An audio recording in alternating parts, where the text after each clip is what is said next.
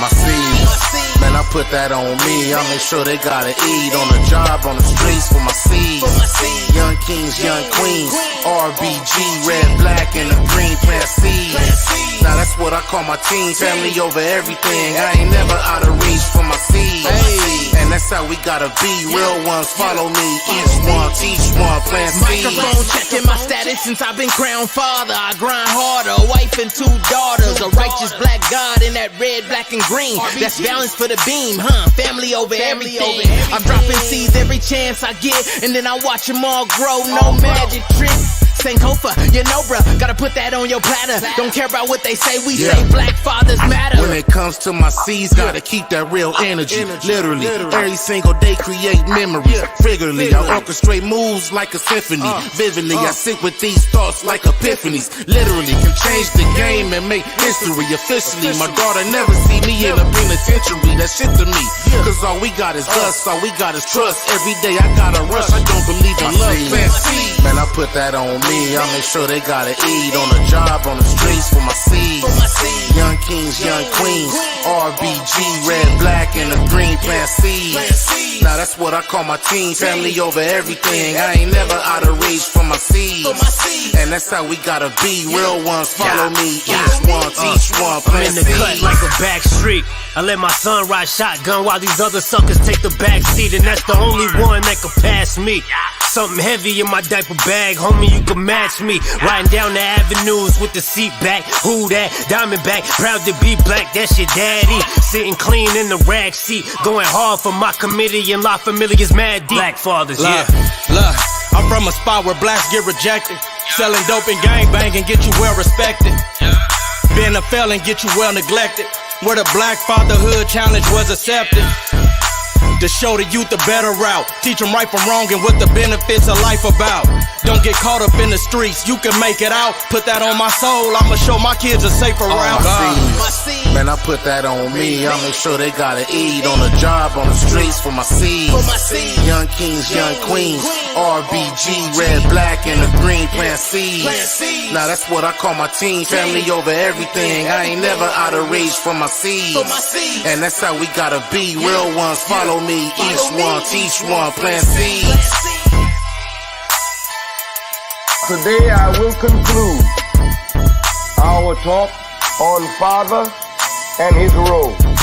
His role is so mighty as the head of his household. His role is so mighty in helping to build a nation that really we could talk all year on Father and never give him enough. But time will not permit us to do that.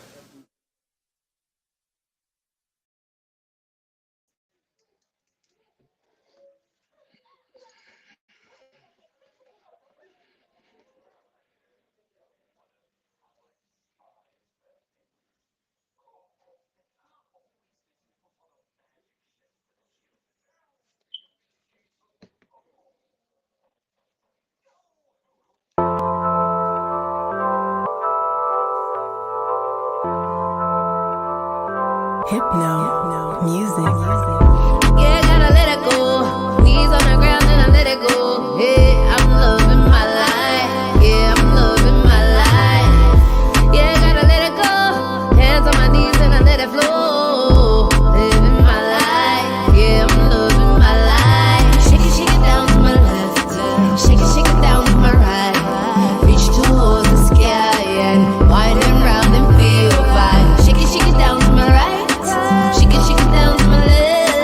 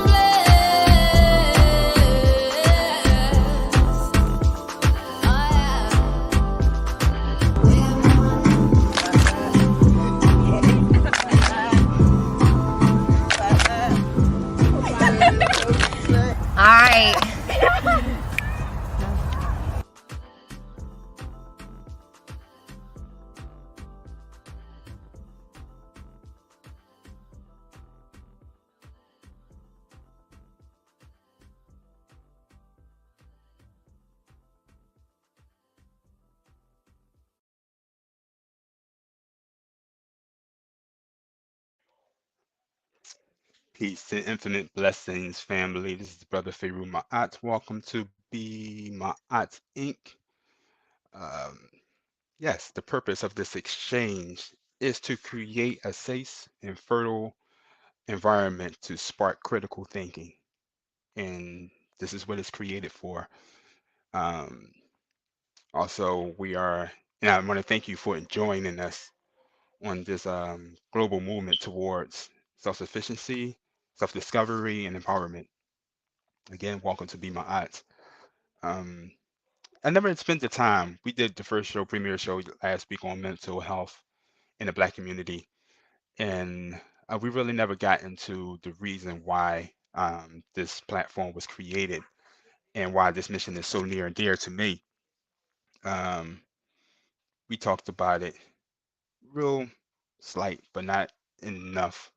Um, the philosophy behind Be My Art.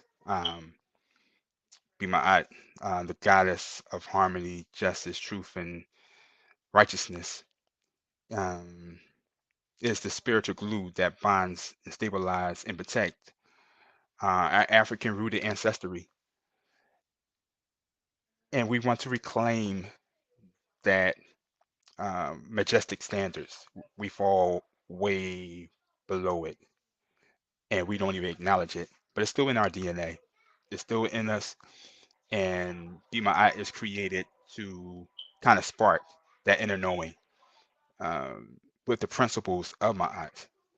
And so the principles we hold dear and that we strive for is truth and the ability to honor God's self. You know, um, we have been taught to serve a God that's outside of ourselves. We have been taught that we have been born into sin and that nothing could be further from the truth. Um, Knowledge itself is not just about learning about the continent of Africa and learning the language and wearing cultural attire and the special way of eating and things and just so much more. Knowledge itself, we all have a divine journey to become one with everything.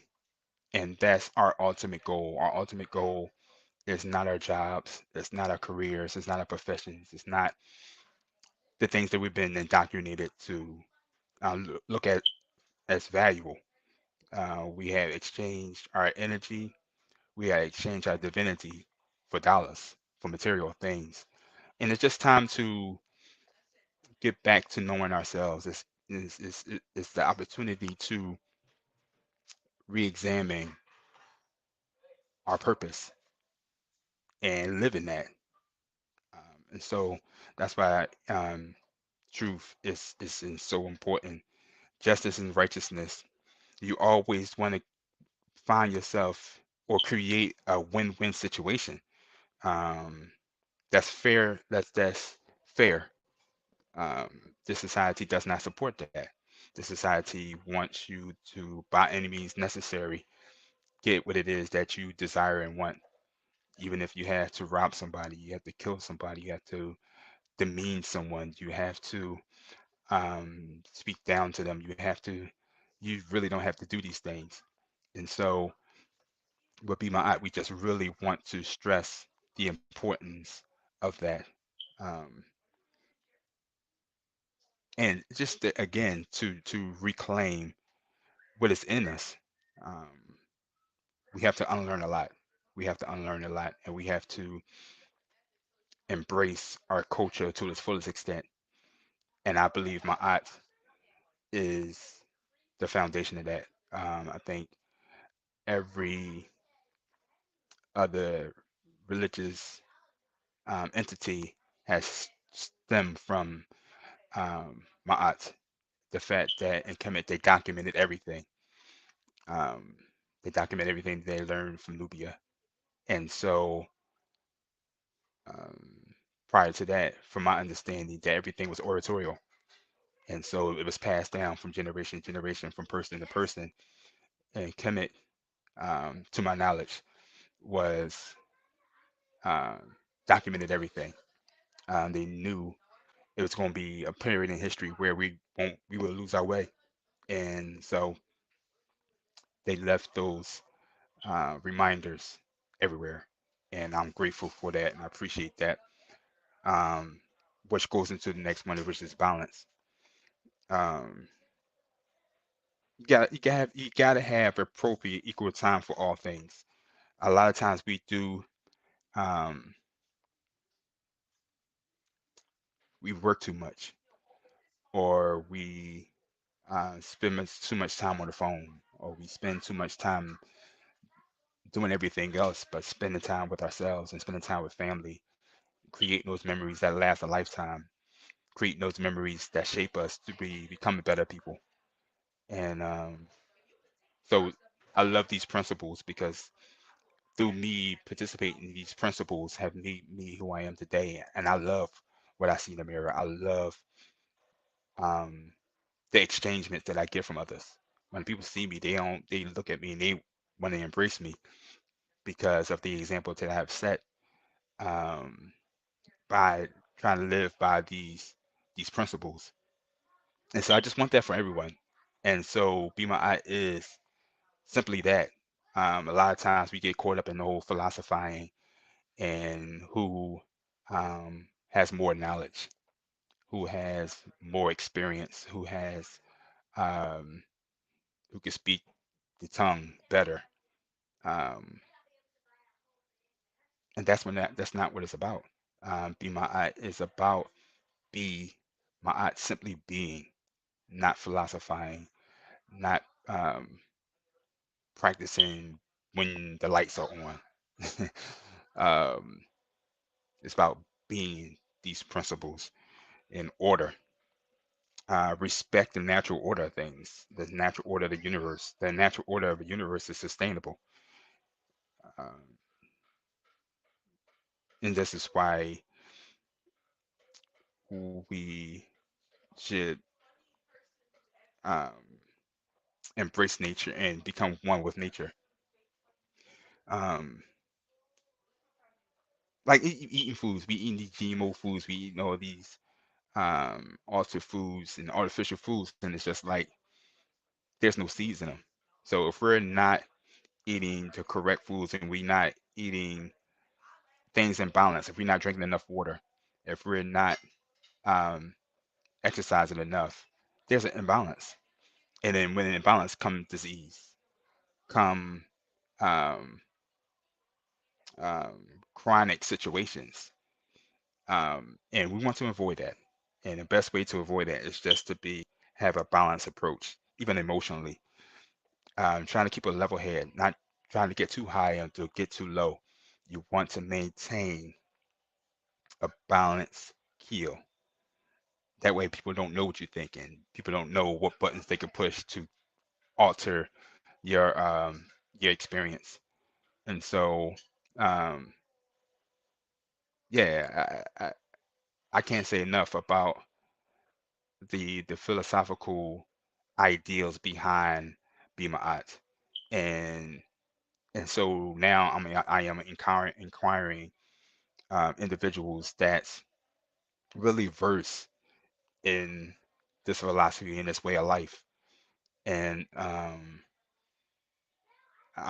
looking to be initiated in the Kemetic Ma'at, um, the Shrine of Ma'at. I'm looking to be initiated in that. I'm working on that now as one of my stable foundations far as lifestyle.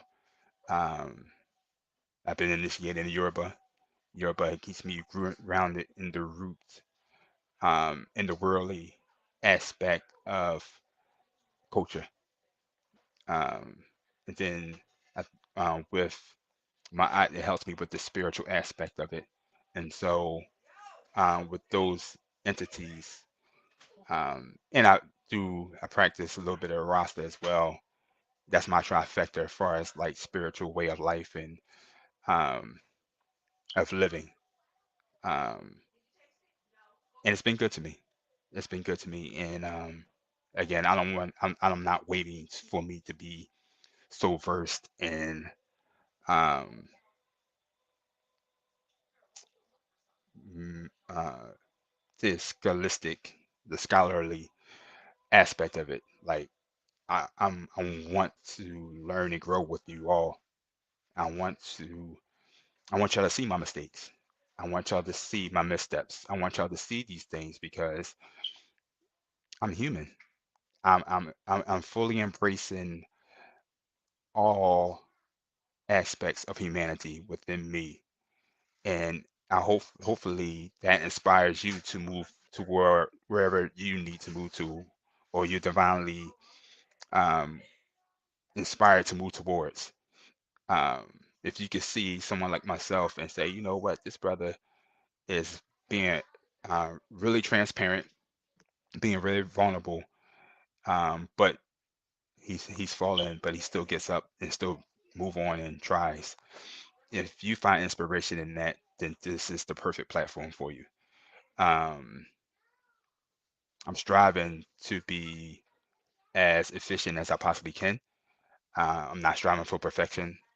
Um, I'm striving to be the best me possible, and I want that for you as well. Um, yeah, so that's a little bit of what Be My Eye, and of course there's compassion, harmony, reciprocity. We will get into that later. Um, but I just really wanted to touch on that because I want you to understand why this platform was created and what it is that we're doing on this platform. Um, our mission is to create and sponsor programs that provide information, inspiration, resources for the members of the community that will max their individual purpose and our collective potential. And so, with that, um, I have partnered with African Independence Day organizing committee to bring on African Independence Day. I have partnered with Daddy University. He was a guest last weekend to where we're doing a lot of work with males that's coming out of um, troubling situations and they want to better themselves. And so they have to learn the life skills to be better co-parents. They have to learn the um, the ability to articulate their ideas without um, getting mad. Um, they have to learn to manage their emotional selves. And so with Daddy University, uh, Um, with that partnership, we was able to create doula for dads, um, which strengthens families, and the fourth trimester, where we are actually helping families to make that transition from being single individuals to parenting.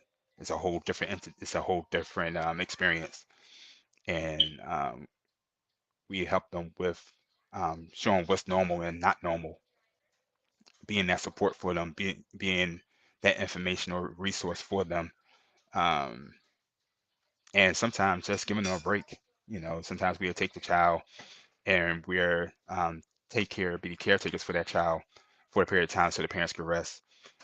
So it's so many facets how we service our families. Um, Partner with the Coleman House Initiative, which they are our guests today. They will be on shortly, and we created this entity. Not created. I'm not gonna say created. It was more like I was called um, to merge two entities together, um, to create something dynamic, to create something that covers the whole field of relationships.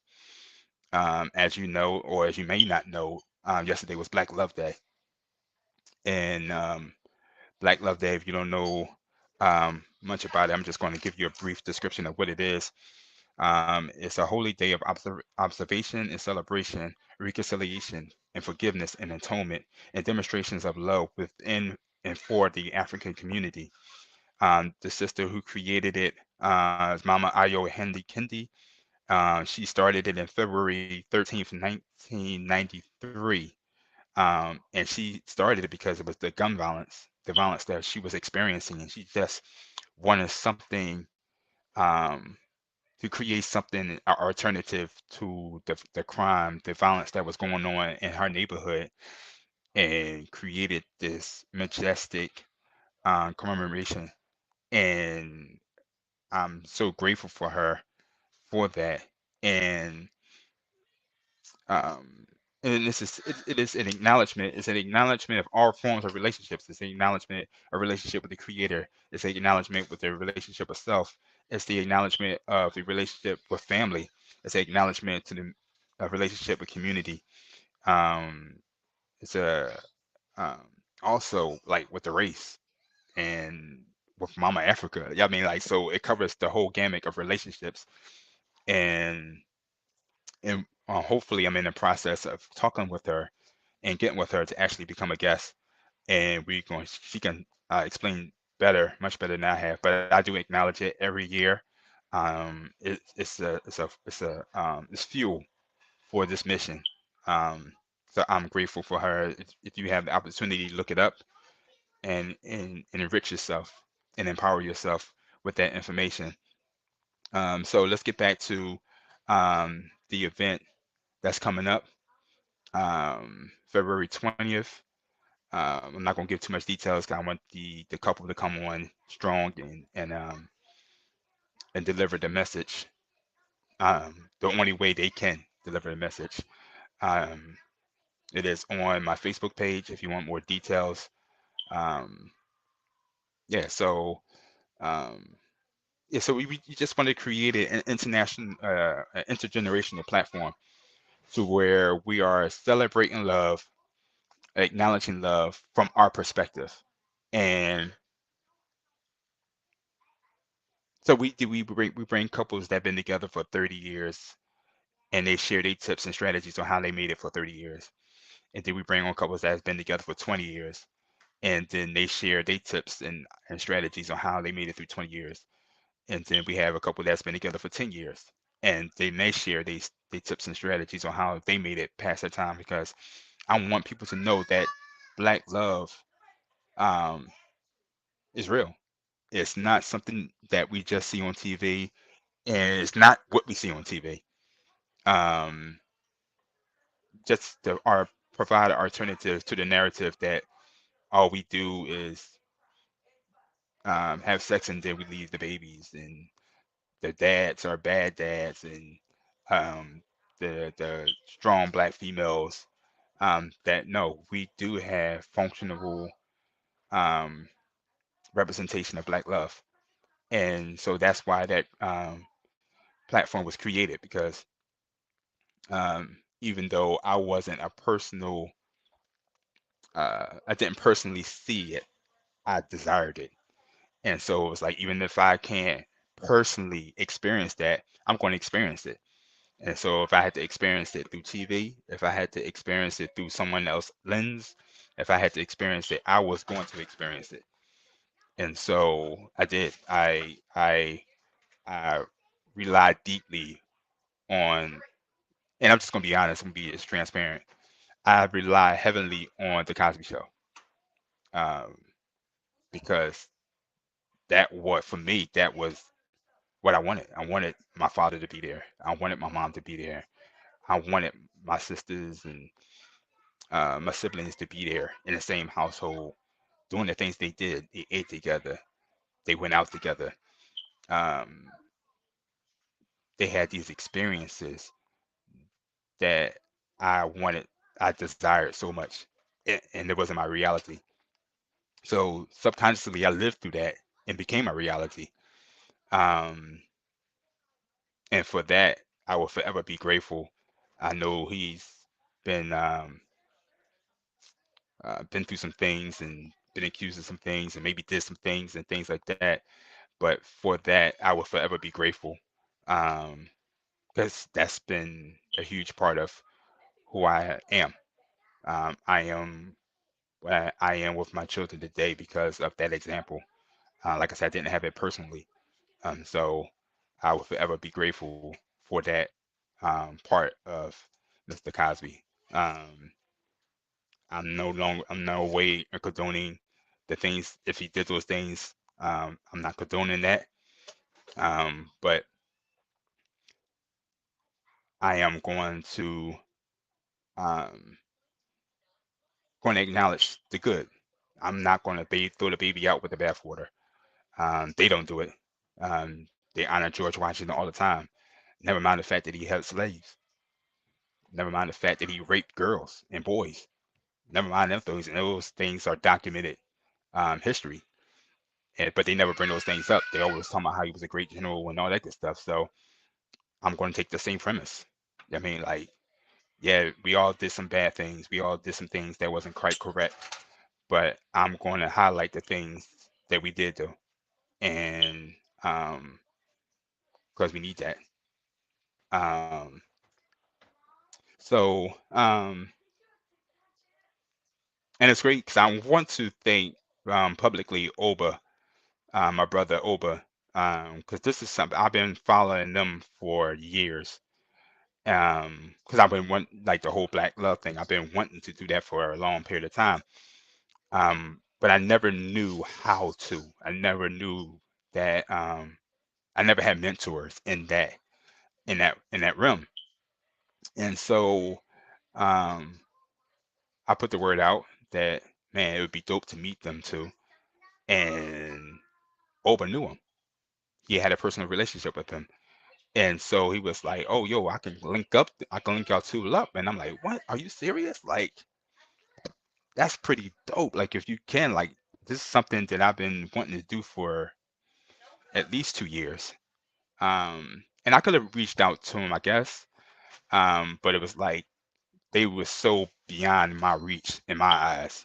I mean, like, they was on Oprah. I mean, they've been I mean, they've been to places. I mean, they like celebrities. In my eyes, they like celebrities. So from me and from my eyes, they wasn't easily accessible. I mean, I thought they was like celebrities. I'm like, man, that I'd be like kind of like geeking, like, oh man, I can't wait to meet them. I wish I could meet them, put them on my bucket list or put it on my vision board to meet them. And come to find out, they are some really down to earth, really community orientated individuals. They really about the community. And um, now they went from, in my eyes, and it was never nothing that they did to make me feel like they was untouchable. That was totally on me. That was me putting them on a platform and um, knowing that they worked the work that they did, just being really grateful for that. I highly value that. And so that was me putting them on a platform, um, that they was untouchable. And so I was pleasantly surprised, um, to find out that they, just like you and I, um, just really down to earth, really loving, um, and really love our people. And that's who I want to build with. I want to build with people that really, um, want the best for our people. I don't want to be with people that are trying to pimp our people. Already, I want to build with people that, is going to add to our brokenness, because we're broken, and we don't have to stay there. And I choose to, speak to the divine in each individual. That's my choice. Um, it is your decision, um, or your choice as well. It's your choice to prove me right or wrong. But I only can speak on to what I see. And yeah, I just went on a rant there. um, but I love them. I really appreciate them. Um, so let's dive into, until they actually come on. Let's dive into what Akoma Day is. Um, uh, Akoma Day is a 7-day Black love holiday offered as a direct cultural alternative to Valentine's Day. Um, we're not going to speak much on Valentine's Day. I choose not to. I think a lot of people, have done that already, and done it more, scholarly and more accurately than I could ever do it. I will refer you to, if you want to learn more about Valentine's Day and its demonic, um, background. Definitely, Montsho Nwasha. They are absolutely perfect with it. Shaka Musa Shango was one of my mentors, and he was, really good, breaking down, um, the history, the demonic history of Valentine's Day. Excuse me. Um, it's acknowledged on the day. Today is the first day. Um, and again, they would express more about it. The colors are, pink, white, and red. They will also explain to you the significance of that color. Um, oh, and the founders of Montsho Nwasha Edu. Um, yeah, it's just, it's, and they are just more than just the creators. Um, they do counseling, they do consulting, they author books, um, does workshops, some phenomenal workshops. They do cultural coaching, um, seminars, um, cruises, you name it. They have done it, and they have done it for the love of our people. And I mean, like, I'm so in awe about, me being in the space, being able to share the same space with them, being able to call them my friend. Um, it's pretty dope. It's pretty dope to go from a boy who hated himself the first 15 years of his life to be, in this space to where I am considered, a cultural, ambassador. First 15 years of my life, I ain't want nothing to do with Africa. First 15 years of my life, I looked in the mirror. I did not like what I seen. My nose was too wide. My hair wasn't curly. My skin was too dark. My lip was too big. Um, I was skinny. I ran away from the sun because I didn't want to get no darker than what I already were. Um, I believe everybody in Africa was African booty scratchers, and they was uncivilized. We watched Tarzan, we watched those things, and I believe them. I believe them, and my grandma confirmed it. You know, she would say things to kind of confirm those things that I saw on television and in the media and programs like that. Um, so to go from that to be in this place where I am considered like the cultural ambassador, ambassador for Africa, been in Africa several times, and um, took children to Africa. Um, and now all I do is culture. Everything that I do, culture is infused in it. I mean, absolutely everything that I do, culture is infused in it. And so um, it's pretty dope. It's pretty dope to um, go through that transition. Um, but I'm going to say one more thing about Valentine's Day. Uh, on Akoma, um,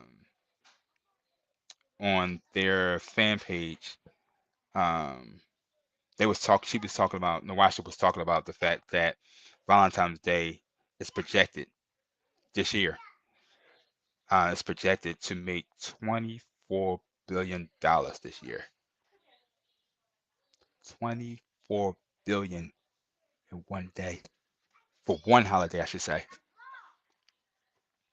She went on to say that 24 billion would end um, hunger in the U.S.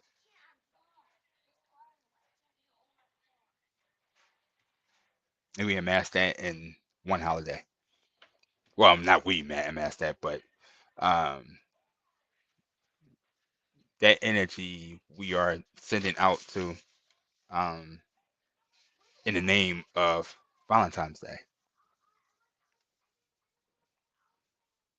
If I'm not mistaken, it's the third most money producing holiday globally. Third. Um, that's that's deep. Um, Also, my brother Montsho said that it's a delusive custom that leads to emotional turmoil and economic hardships. People go into debt trying to show they love to their significant other, and it always um, it always troubles me because it's just like we are willing to go to this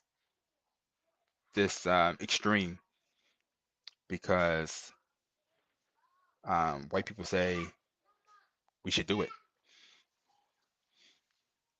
but then you have a resource such as the Akoma House Initiative, and they offer solutions to things that's troubling us, and we don't even know about it. And then when we find out about it, we are reluctant to support it. We are reluctant to participate. We are reluctant to um, just embrace it and become better people. Um, and I've been in the time that I have known these dudes, I have been in several relationships, and I have learned a lot in those relationships, and I am better because of those relationships. But I am even better because of the lessons that have learned from them. Because I didn't just decide to read a book. I didn't just decide to listen to them. I have learned to implement them. I have learned to make them practical practices in my life. Um, and for that, I am forever um, better and grateful because those life lessons um, that came through them. I do believe that there are um, vessels of the Most High. Uh, yeah, I can really go on and on about them. So I guess I can go also start talking about initiative that BMa'at will be spearheading. They also have another program called the Love Lounge, and I am committing. BMa'at is committing to do at least 3 of those a year. Each season we will host a love lounge. So anybody that's interested in that could hit me up.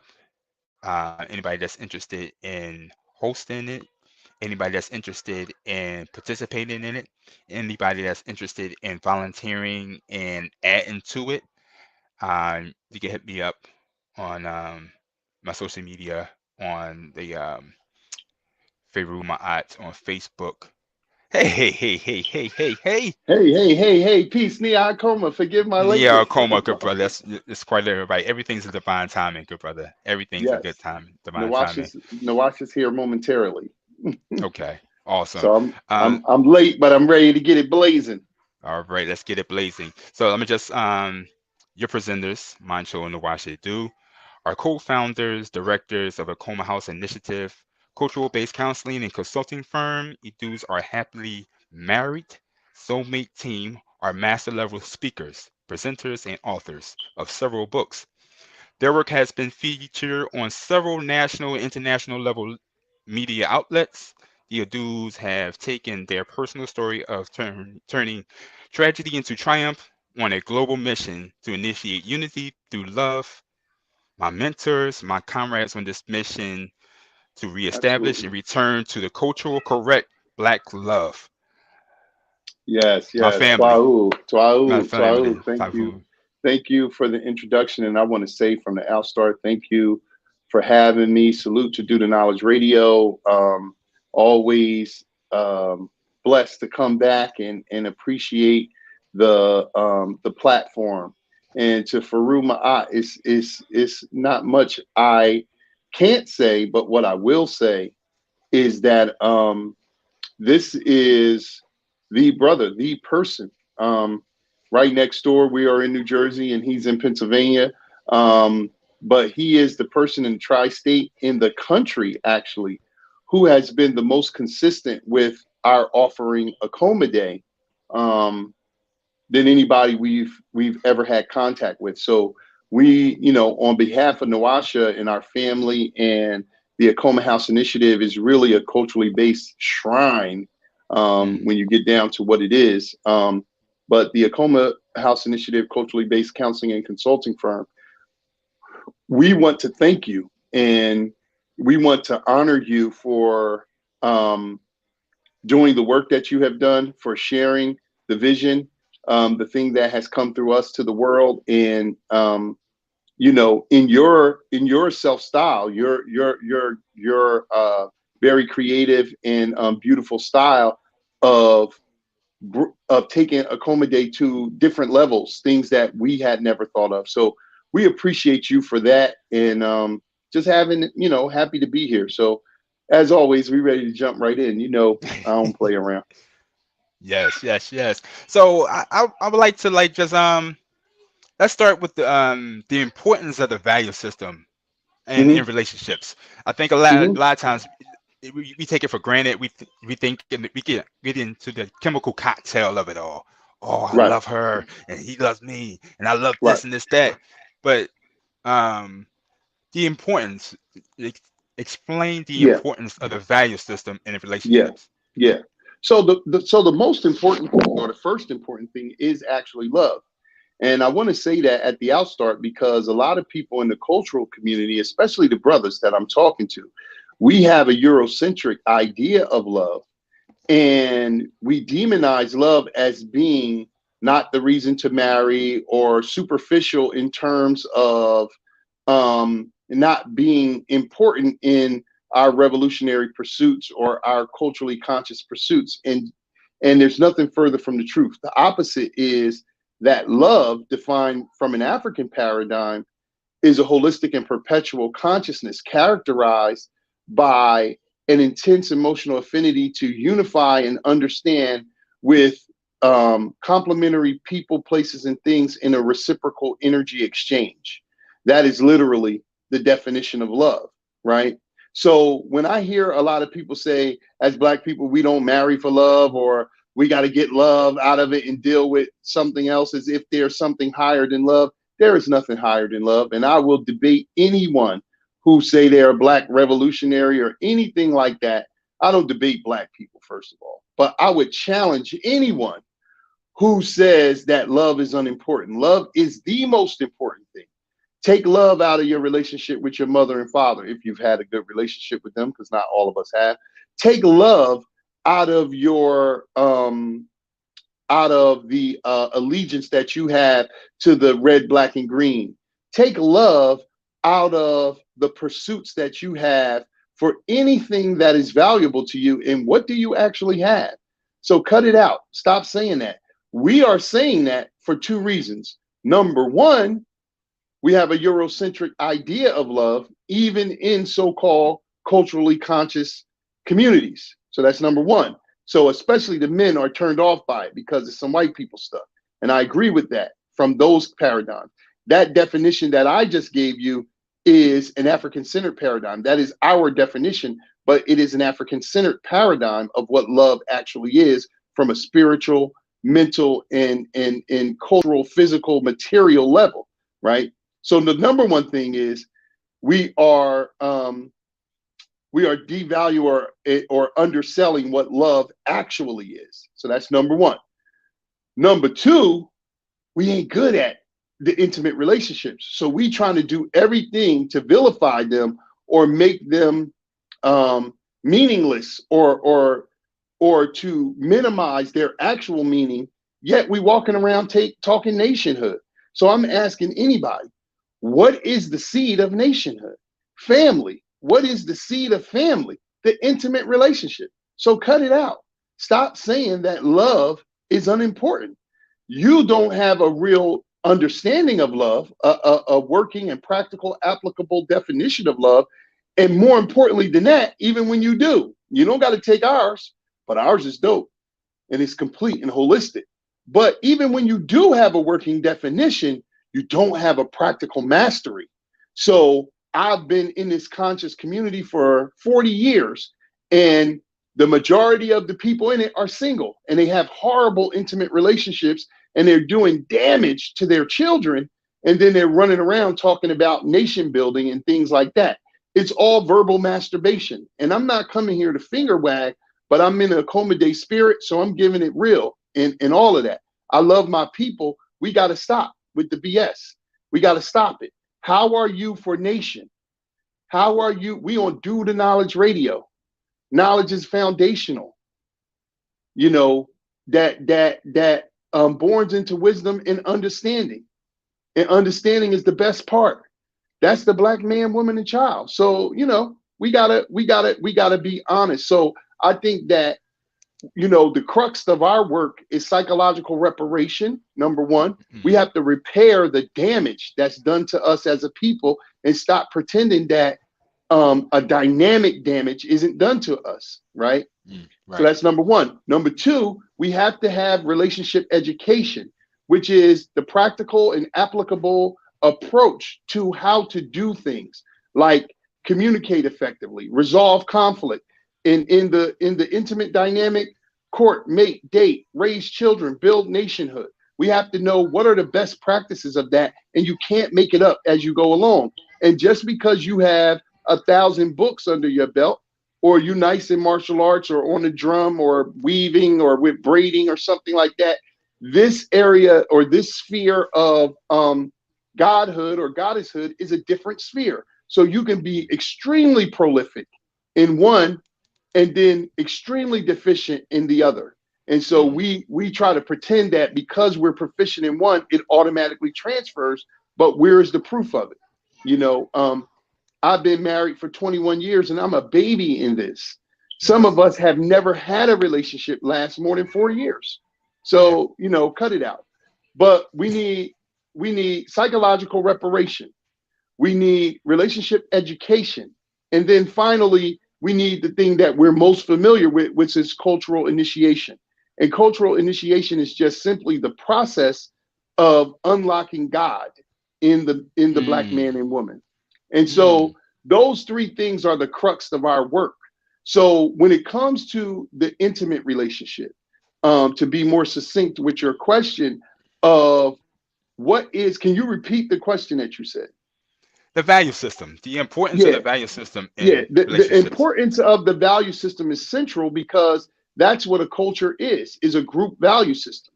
And so without a group value system on a macro level as community, and without a group value system on a micro level within the intimate relationship, we don't have cohesion. But the bigger thing a lot of times is cultural initiation, or having an intact culture gives us a value system of self and others, the ability to acknowledge the complementarity between man and woman. Because what happens for both of us through our emotional immaturity and our psychological damaging, we believe that power comes from control, because we are a people who've had a certain power stripped from us from some people who control us to a degree, collectively. Maybe not you and I in a daily fashion, but certainly us as a collective. That's why we speak English and it's not our native tongue, right? So there's a certain level of control. When you control a man's language, you control his thought system. You know what I mean? So that's why it's imperative that you learn different languages, even if it's just a series of words, to spark the vibratory net resonance in your cellular composition. And that will start to break away some of the psychological chains that we're dealing with. But the value system on a micro level is what allows us to accept that men and women are not the same. See, what happens when we get into relationships, we want to define, control. Men want to tell women what a real woman is, and we've never been one. And similarly, women want to say, if you was a real man, you've never been a man. So how do you know what that is? You know, and so this is the understanding that we bring. We bring a control dynamic because we've been conditioned to believe that power is created by someone's ability to control you. But the truth is, the four African truths dynamic is that power is the ability to control yourself. And this is the thing that many of us are not good at. And if you don't believe me, you could just talk. 45% of all people who are divorced says that they underestimated how challenging cohabitating and growing together and living with somebody was, and they were not prepared. And so as a part of not being prepared, they lost control. They said and did things that were hurtful to themselves, the other person, or the relationship. And so they further the psychological damage. So they're working as an agent. An agent is a person who works on behalf of someone else. So now you're an agent for your own oppression, for your oppressor's agenda. So you're oppressing yourself because you want to be mated, but you don't have the skill to do it. And then you're oppressing someone else, and to them, you feel the black man often complains that his woman is treating him like the white man, and the woman makes the same complaint. Why? Because we're agents for that man. Why? Because his mind is operating in our mind. And so as a result, our value systems are what he values. We will talk a lot we talk antithetical in our rhetoric, but in our practice, we in love if I can control you. As soon as I can't control you, we not in love no more. That's white man stuff. That's white man stuff. There you go. Jeez. Bring it, brother. Bring it, brother. Bring it, brother. All right. So, how many countries is Akoma Day acknowledged and celebrated? Right now, Akoma Day is in the count that we have. It's about 16 countries, and it's about a total of somewhere between 50 and 60,000 people. Okay, that's not a lot of people, but that's a lot of people, right? Especially when they're spread out.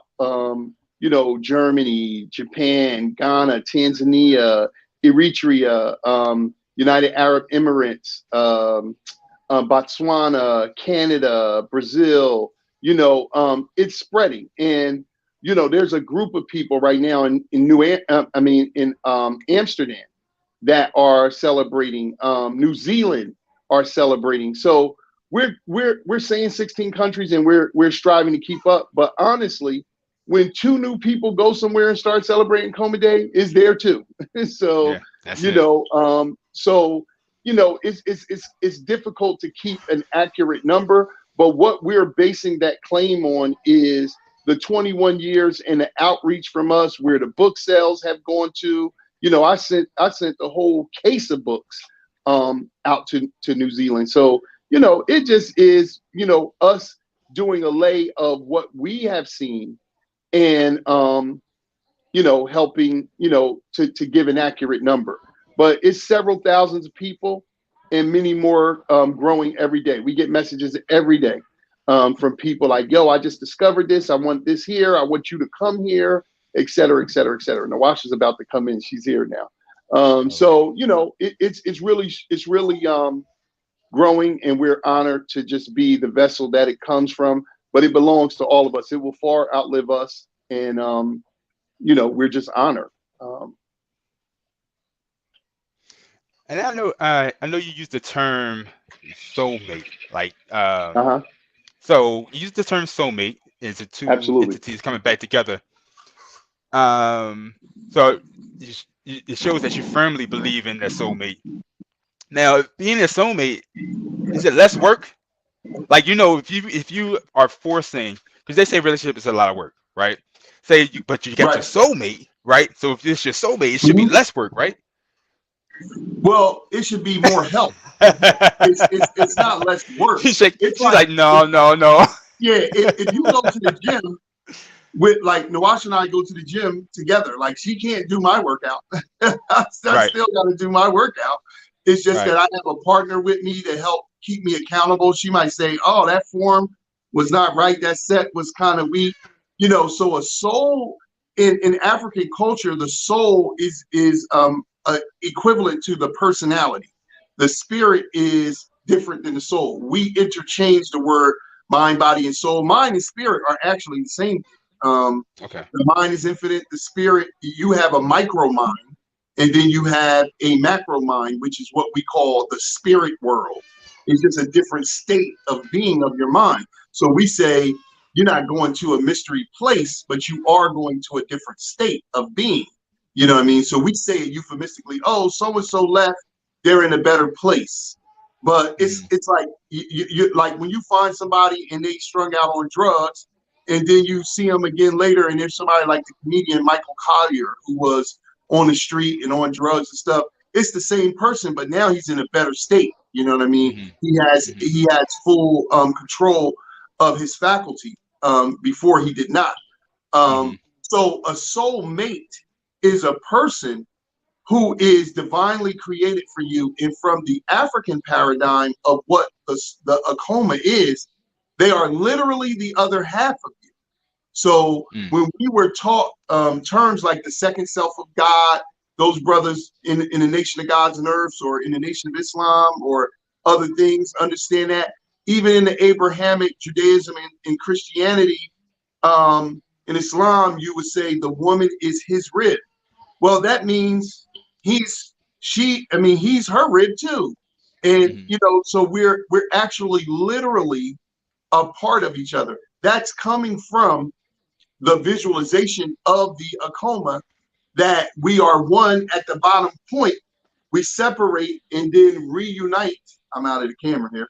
We separate and reunite. I got to get a picture of the Akoma so that we can be focused and purposely directed toward our actual purpose. Because on a spiritual level, your soulmate has a purpose. So like if I want to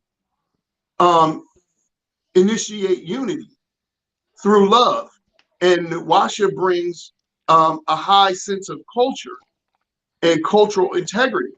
Now we're initiating cultural unity through love. So our purpose is divinely mated. And this was an ancient science that the practice of arranged marriages came from. The marriage was arranged before you even got here. It was just a remembrance of that arrangement. But then through co-option and then infiltration, even that system became corrupted.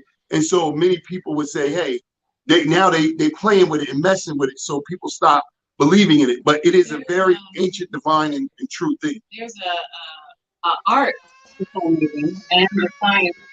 So I think that the science is always a challenge. You always have to know relationship education, even when your purpose is aligned. But it's a good thing and a challenging thing at the same time, because sometimes people feel that if they don't meet their soulmate, it's going to be all the more difficult. And that's not necessarily true either. So because you know the arts and the science, like how to soulmate, this is what we do when we just have friends or we're in mind and heart unity, is this kind of idea of soulmating. You know, it just gets so confused with like, what is a literal soulmate, as Montsho was describing, versus just what is the science of soulmating. So I think even if you are soulmates, it's still going to come down to the day-to-day interaction of communication, intimacy, trust. It's not necessarily like the fairy tale. And even most fairy tales, when it says the end, that's just the beginning of their life together. Exactly. That's dope. That's dope. So I have this question. I think about this quite often. The question of staying and leaving a relationship. Have you ever lost a client? Like saying like, you was like, listen, that is you're at the end. You're at the end and you need to leave. Like, and if you did experience that, what did you learn from that? Like, I absolutely have experienced that. There are some things, there are some people who probably should not have forced a relationship. There are also some situations where people come up on their deal breaker. And that we believe that you should have 1 to 2 deal breakers. But if that thing happens, you're absolutely justifiable in ending a relationship. But what I've learned is that even when you end a relationship, you can end it with the most grace. You can still be empowered in the end. Like we were saying about the fairy tale, that's just a new beginning. So if you end a relationship and you actually take the lessons that you learned, and not just as superficial lessons embodied in that other person that you're separating from, but lessons that you have embodied, then you can be empowered as you move on. So, you know, those are the things that I have learned is relationships. Some relationships, it doesn't take away from the significance to have ended, or to be short for that matter, because some relationships end when a person is just married, right, at a young age, and they could become a widow or a widower. You never know what's going to happen. The significance of a relationship is not necessarily in the duration, but I do think that we need to learn how to be graceful in our endings, where we take responsibility for our attraction of a person to us, our attraction to a person, how we were within the relationship, and how we choose to separate. Because I think at a spiritual level and emotional level and physical level, you don't ever separate, right? So you take a person with you they when become you a part move of you. on, just by having sex, by kissing, you know, any exchange of literal DNA that becomes absorbed, even at the smallest level. We know this when a song comes on and we remember a person, or we eat somewhere and we're like, hey, I saw that movie with a person. I went to this restaurant with a person. They live, as they say, like those expressions, what lives rent free in your mind. Sometimes living rent free in our mind is an old relationship.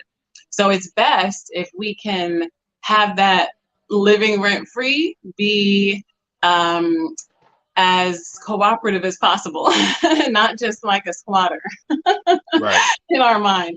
We want to be able to say, I ended with the best version of myself. Even if the other person is not cooperative, we want to be able to, you know, wish them the best in our minds, because that's a true energy, you know, energetically, to be able to, if someone crosses your mind, say a prayer for them, you know, like you're not always going to get closure. Things are not always going to end the way that you imagine they could, especially for two people, right? Having to agree in that. But I think that we help people come together, we help people maintain, and we help people end in grace. So get the, you know, their mind around reframing a separation, because it's very volatile in our culture. The way we see movies and reality TV and, you know, blogs and celebrity relationships and things like that, that has become the model for how we should separate. And we have some indigenous rituals for people to actually separate. So go to get something that, you know, represents their relationship. And so if it's a tree branch, break it in half. If it's a rock, you know, drop it and try to break it. But like that idea of really severing a cord is something that a lot of us need to do. Right. Because relationships have ended, but they haven't really ended for us in the emotional space. Right. Wow. End with the best version of yourself. I'm like taking notes. I'm sitting here like, wow, that is like brilliant, because you know we deal with that. And like I said, I was even saying before y'all got on that prior, like my whole let me just go into it. So I was talking about how I saw y'all maybe 5-6 years ago, maybe 10 years ago. And I saw you on the net because I was looking for Black love and how to celebrate Black love and how to better myself, prepare myself for a relationship and all these things. And so y'all popped up and I was just like, damn, these people are dope. Like, I would love to meet them. And so I was like, oh, they've been on Oprah and this, that. They untouchable. They out my reach. And but I put you on. But I put you on my vision board, right? And I was like, I'm going to meet these individuals. I don't know how, I don't know when it's going to happen, whatever the case may be. And then African Independence Day, I was like, all right, let me be talking about that. I was like, I have this idea about merging Black Love Day and Akoma Day, and I would like to have the permission to do so. Obo was like, yeah, I know them. I'm like, yo, like, are you serious? Like, I'm like, all right, let me connect me with them, right? So I'm geeking out, right? To me, y'all like celebrities, right? Hey, So I'm like, can I just pause for a second? Uh-huh. I don't think I've ever been on a vision board before. Yes. So this is a very special moment for me, knowing that I was on a vision board. Well, actually, you were.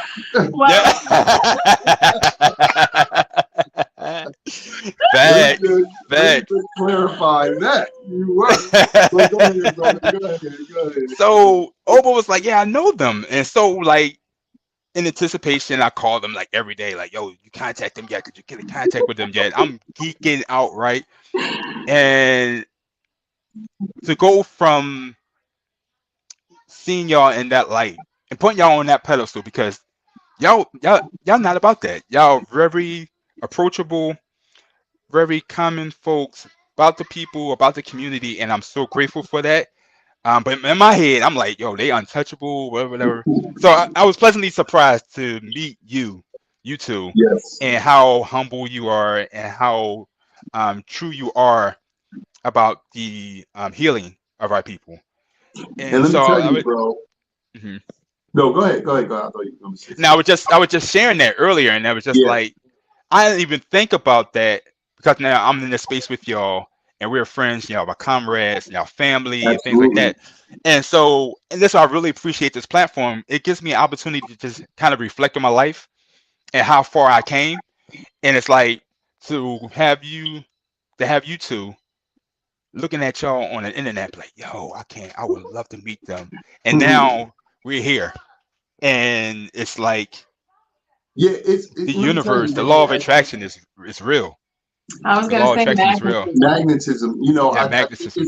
it's such a mutual honor. You know what I mean? And when we met you, you know, it was a conscious effort for me. You know, I've been in the culturally conscious community for so many years.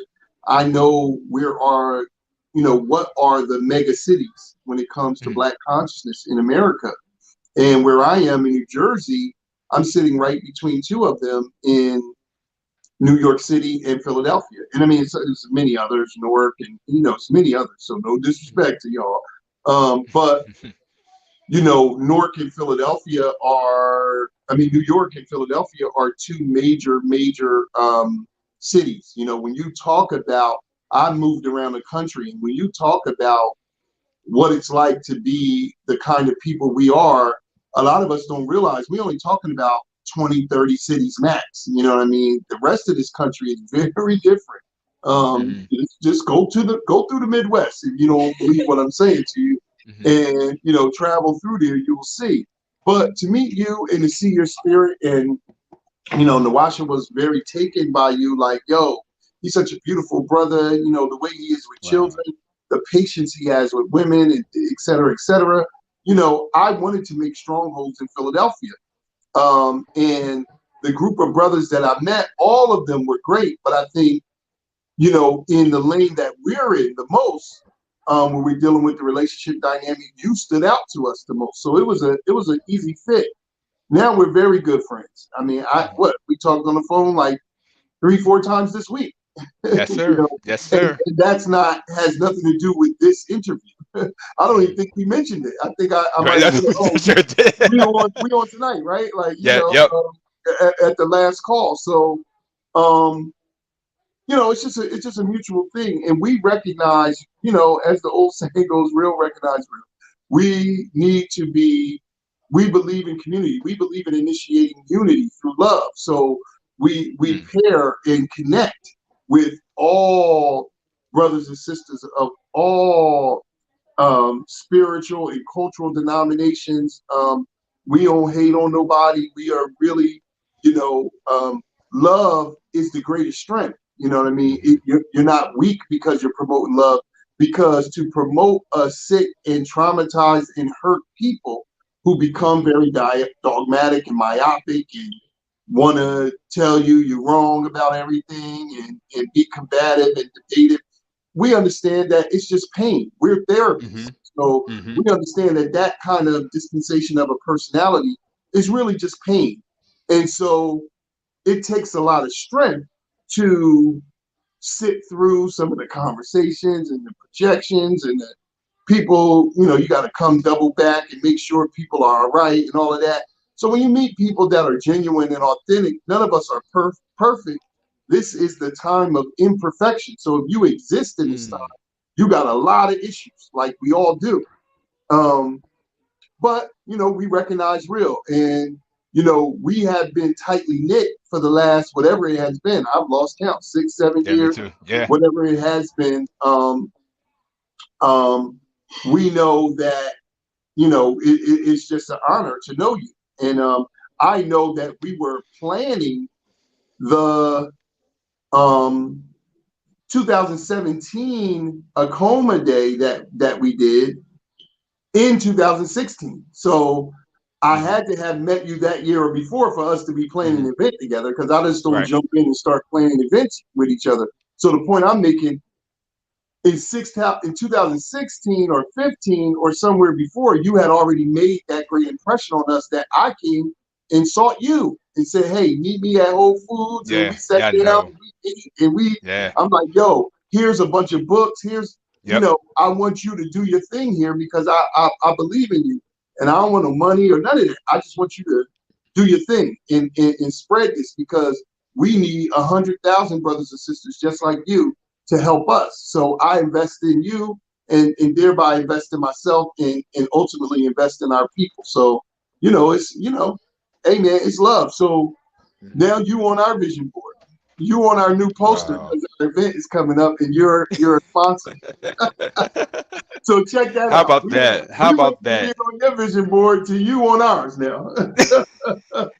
And that's the beauty, because it's like in our community, I notice hurt people, when they say that answers that hurt people, Absolutely.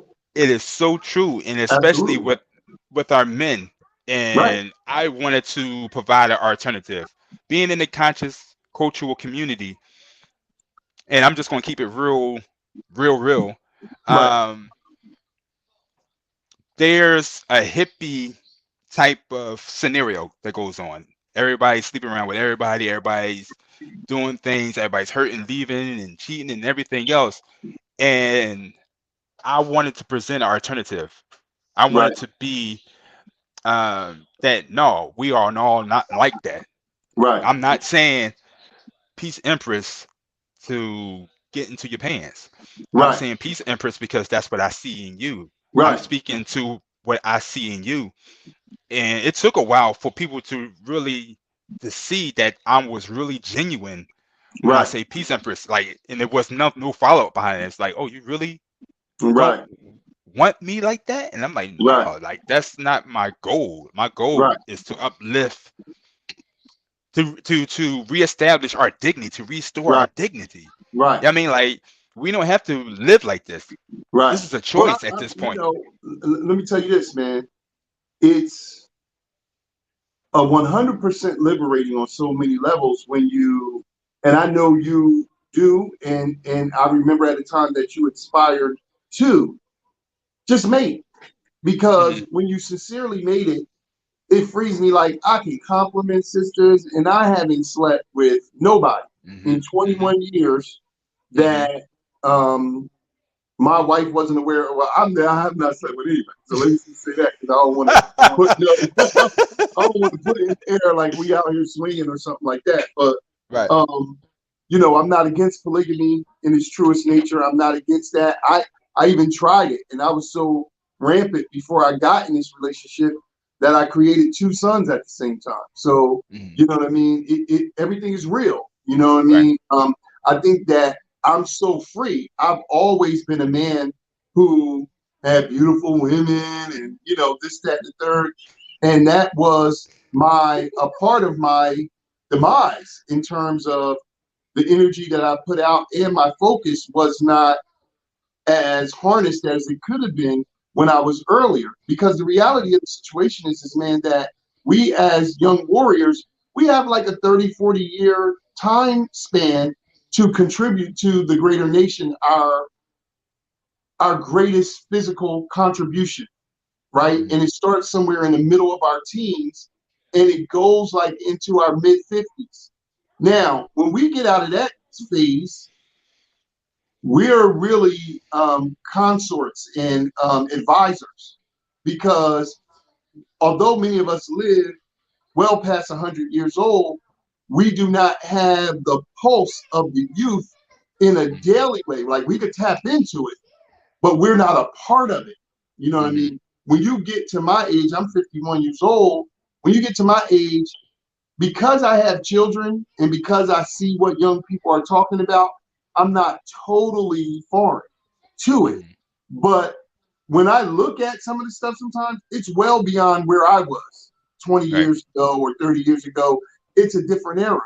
And so when we talk to the youth, or when we ignite the youth, some of us don't realize, I see brothers and sisters who mean well often. You're so out of touch with what's happening with these youth that you're almost irrelevant. Not quite, because you do have purpose and you are divine in your own right.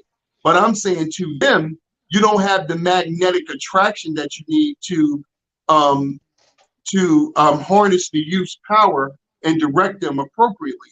And the youth always outnumber the elders, but the elders are wiser, and so we are a perfect complement for one another. But you know, brothers gotta, you know, in them peak years, like somebody always talking to a woman about her peak years of having babies and stuff. We got peaks too. You know what I mean? And right around your middle teens, you better have that purpose, because you got about a 40-year, let's just say a 42 years in the spirit of Ma'at. You got a 42-year trajectory to do something great before you'll start sitting in the background telling other young brothers and sisters who coming up how to move. And a lot of people are just getting started at 45, or it's almost over. I mean, do what you're supposed to do. You know, I'm not discouraging it, and I'm not dissing anybody who is a late bloomer or has been dealing with trauma or comes into their purpose late. Because whenever you come into it, if you know your purpose for one day, that is being in a state of heaven. It's not always easy, but it is gratifying. And many people, you know, get put into the ground and they never knew their purpose. So I'm not banging on not knowing it, because they got a system set up to make us not know it. But what I am saying is, for you, that very excellent point you just made, I'm free with all Black women. You know why? Because, and my wife is too, she got to be a little bit more careful, because if she says, "Oh, Farugh, I love your hair, man, you're such a handsome man," next thing you know, you'll be DMing her. You know what I mean? Because the men really, but I'm with my wife, and she'll like, "Oh, look at his sister, she's so beautiful," and I'm like, "Let's go over there and tell her she's beautiful." You know, and we'll tell her, like, "Listen, sis, you in here. We did this wedding in, the couple was from New York. It was a doctor and a lawyer that got married. We performed their wedding ceremony. Their theme was Wakanda meets Brooklyn, right? It was the dopest wedding we've ever done. We've done like 8 weddings, 7 weddings. It was the dopest one we ever did, right? No disrespect to the others, because they was all dope, right? We see this Amazon in there, bro. I mean, this sister looked like she from the Nebula Galaxy, right?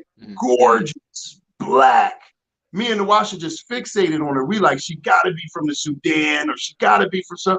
We walked over to her and introduced ourselves and said, "Hey, we're the officiants of the wedding. We're the Akoma House Initiative, this, that, and the third. We just came to meet you and tell you that you are beautiful. Where are you from?" You know what she said? Philadelphia. Wow. We was like, "It's no way in the world." I said, "Where are you from originally? You were born in Africa, right? Like, where are your people from?" She was like, "Philadelphia. I'm from Philadelphia." And she had to be like, what, 6'4" or something like that? Wow. I mean, she might have been 6 feet. No. She was tall. She was tall. She at least had a 3 to 4 inch heel on. Yeah, so, I'm saying because she told me. 6'1". Yeah, she was something like that. It was over 6 feet. I remember. She was in 6'4", because I know I'm 5'10". Yeah. And when you're wearing heels, that puts you in you know. But bro, she was Black like the borders around our pictures. She had a beautiful garment on. Her skin was so pure and Black, you couldn't see the pores. She was gorgeous, and her hair and everything. And so I'm saying all of this to say, if I'm not made it and I'm not doing the work that I do, I probably wouldn't go over there and say that, you know, unless I was, you know, pursuing her. I wouldn't go over there and say that. But because of our union, and because our union specifically is so public, you know, I ain't out here doing nothing. People would know right away, "Hey, where Nwasha at? You know, what you doing?" You know what I mean? Like, you know, so I'm saying that to say 2 things. Number one, we don't have as much time as we think we do. And number 2, it is our mating that allows us to be free in our own, because you're going to always, even though you have a divine complement, a netter hedge or a netter hemet, a divine husband or a divine wife, you are going to see beautiful people every day. And that attraction is saying something to your soul. So you should do something positive with it. But you need cultural initiation and relationship education, or else everything turns into lust. And then everything becomes an opportunity for us to be rolling around in the bed, you know, then we mad at each other, and we making mad little children that's mad at both of us in the world.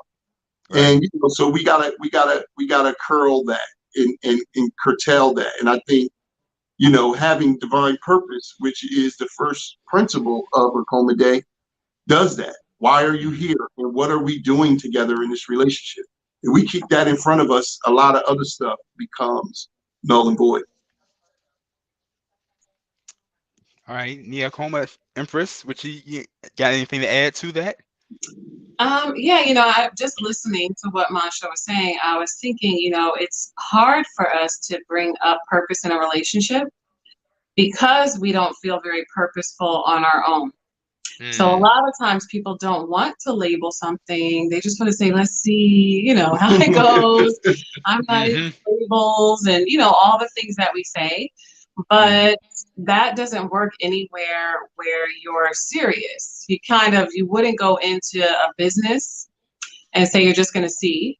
You wouldn't, go, even if you're working for somebody else, you wouldn't even be allowed to show up and say, well, we'll see what I'll produce today.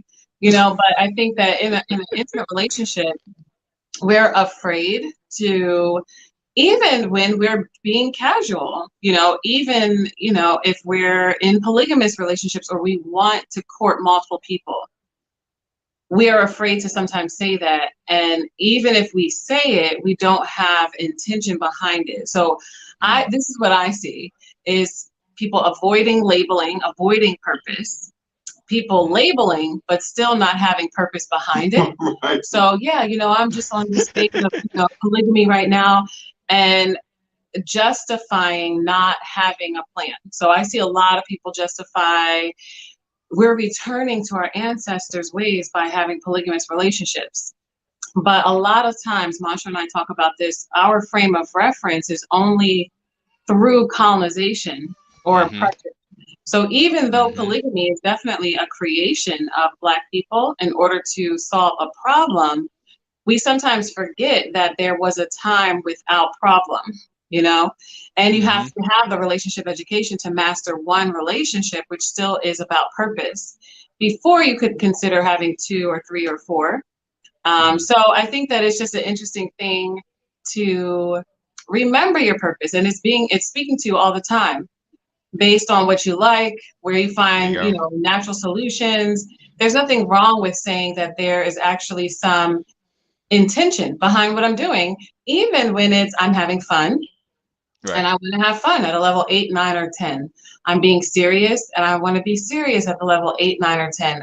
There's no riding, the level 5 right. in every facet of your life so that you don't feel trauma. I think we don't realize that when we're off of purpose, that's when we feel the most trauma. Sometimes when things don't go your way, but you are very intentional, you recover quickly because at least you can rest in your intention. But when you're wishy-washy or stutter stepping or on the fence and things don't go your way, it becomes a C or a justification, for doing anything. And it's hard to recover again, whether it's the loss of a relationship, a disappointment in yourself. But when you're at least, on task and purposeful, the recovery, the experience is deeper, the recovery is easier, and it makes it more fulfilling to enter into any kind of relationship. Absolutely. This is and this is why this is going to be a monthly segment. Yeah, relationship education is not something you could do once. Yeah. You can't just buy one relationship book and you have it. Even if it's like Akoma Day. Right. Even if it's a really, really, really good book, what people have to do after they finish Akoma Day is the actual exercises. Right. And then you have to do them maybe once, and then maybe a couple of them more than once, or you have to do some with some other people. Right. So there's a difference between intellectually knowing something and then a real, true, emotional, spiritual practice with whatever it is that you say you know. And that is the evidence of your everyday, so it takes revisiting things often to become the thing, to become the master of whatever it is. You can't just do something once, and you surely can't read something once. I think sometimes when people come to learn, and I'm sure you see this, like hosting people. That's as far as we go sometimes is listening to YouTube. And I have on my home screen, on my computer, I have to have at least 5 YouTube tabs open right now. So I have like 2 Dr. Afrika lectures open. I've got a Malindoma lecture open that I need to finish these things that people have sent me or that I've landed on, and I have the screens up I have to go back to those things. But that can't be my only work with them, is passively consuming information. And I think that we're in such an amazing space because we have a lot of access, but it's similar to being in a classroom, never participating, never doing your homework, never testing, never working on a group project, but just sitting there for the lecture or for the lesson that your teacher's giving.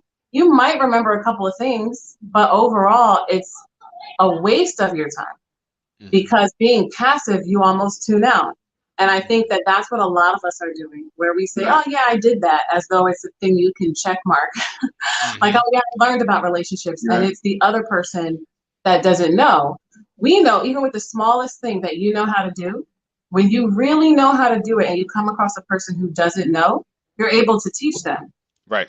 So when we have this kind of attitude, like I know something, but it's him or it's her, that means you really don't know. Because you can teach children things very simply when you know it. You don't overcomplicate. You get down to the, what are the basics that they need on their level, and you're able to show them how to do something. When you don't have success, that means you don't know it yourself. Right. Or not to the level that you think you do. And being therapists and being cultural initiates, we knew that whatever we do, all of our books are called guidebooks. The subtitle is a guidebook into something, because we want the person to actually do something. But we wrote this book, the Akoma Day book. It's a few chapters, and it's really 3 books in one. The first part of the book talks about the state of Black relationships and looks through the eyes of teenagers, because they're next to become adults and be involved in these relationships. So they need to see, we need to understand what they're seeing from us, and it's horrible what they're seeing. And then the part 2 talks about the juxtaposition of Valentine's Day and Akoma Day, helping you understand our divine ancient symbol, the Akoma, what it means and what it's not, a heart, and all of that, how psychotic Valentine's Day is and how beautiful Akoma Day is. Then the third part of the book is really 28 exercises, and the old version had more than that. So if you're one of those people out there with one of them old versions of Akoma Day, you got more exercises than that. But for you to actually do something, because we didn't want a lot of lip professing, but the book is thorough. It's good. It's thorough information. It's backed information. It's experienced information from us as being therapists serving thousands of people, but also the historical context and all of that is thoroughly researched. But I mean, we've written several books. We wrote our master thesis projects. Here's Nwasha's right here.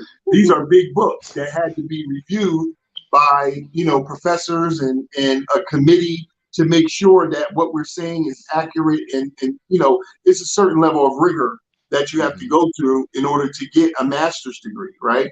For whatever it's worth, because I'm not elevating it to no super high position, but it is worth something. Those things, man, don't mean a lot for us. It's not what we say, it's not what we read, it's what we do. Because what we do becomes the patterns that we live by, it becomes our core beliefs, and what we do, we become good at, even the dysfunctional things, right? So we made Akoma Day. We used to call it, it's not a understand book or a see and read book. It's a do book.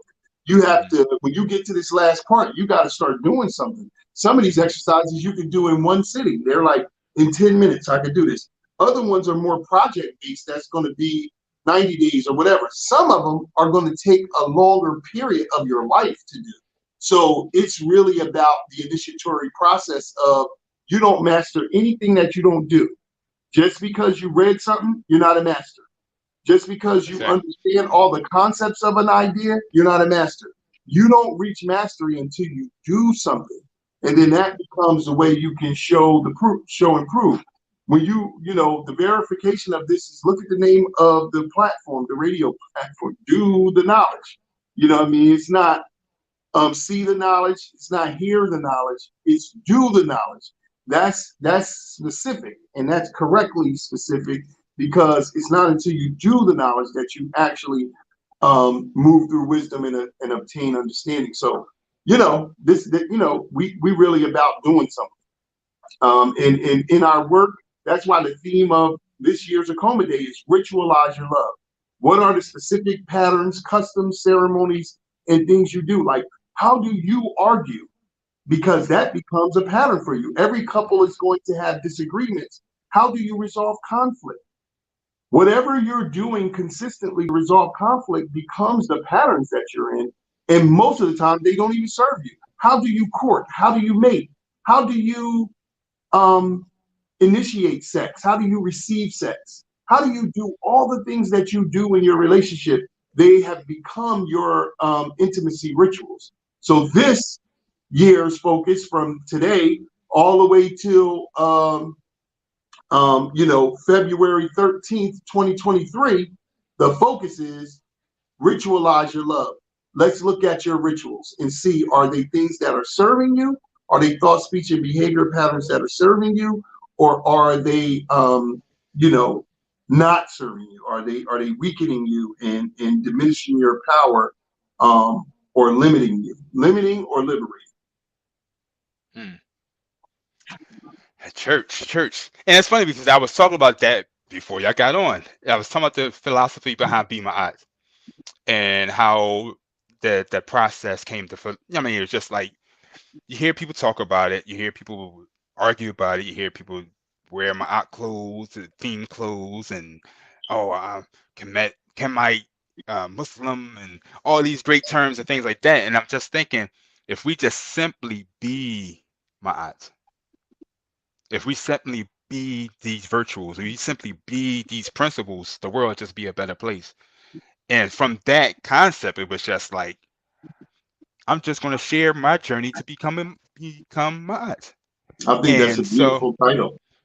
Yeah, and so it's like, I want y'all to see my missteps. I want y'all to see me fall down. I want y'all to see me get back up and try again. I want y'all to see me go through these process. And if you can be inspired to spark, go on your divine journey and not be afraid to mess up.